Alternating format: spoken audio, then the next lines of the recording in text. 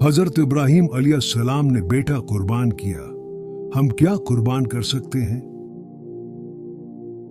इब्राहिम अलैहिस्सलाम का ख्वाब एक आजमाइश। बाप ने बेटे को रब के लिए सौंप दिया।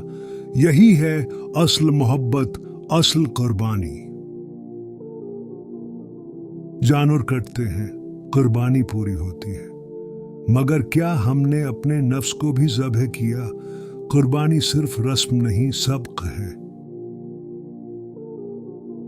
अल्लाह को ना गोश्त चाहिए ना खून, उसे बस तुम्हारी नीयत, तुम्हारा तकवा चाहिए। अपना दिल कुर्बान करो, रस्म नहीं। कुर्बानी सिर्फ छुरी से नहीं होती, कभी खामोशी से आंखें बहा देती हैं और रब सब कुछ देख रहा होता है।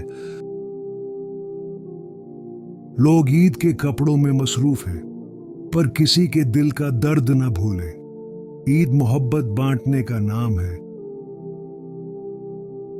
कुर्बानी का जज्बा तब मुकम्मल होता है जब तुम किसी की खुशी के लिए खुद को रोक लो।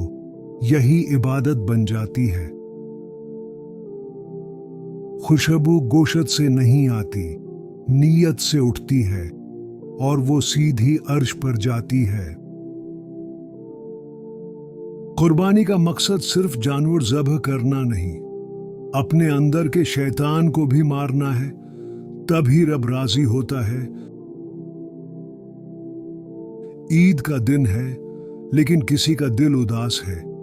एक दुआ, एक मुस्कुराहट दे दो, यही सबसे बड़ी कुर्बानी है। जानवर खरीदना आसान है, लेकिन अना को ज़ब्ह करना मुश्किल है।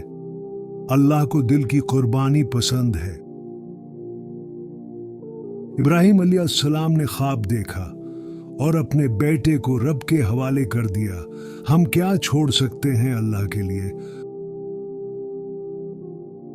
अगर ये बातें आपके दिल तक पहुंची हों तो एक दुआ कमेंट में ज़रूर लिखें, और ऐसे ही दिल को छू लेने वाले अल्फाज के लिए हमारा चैनल सब्सक्राइब करना ना भूलें।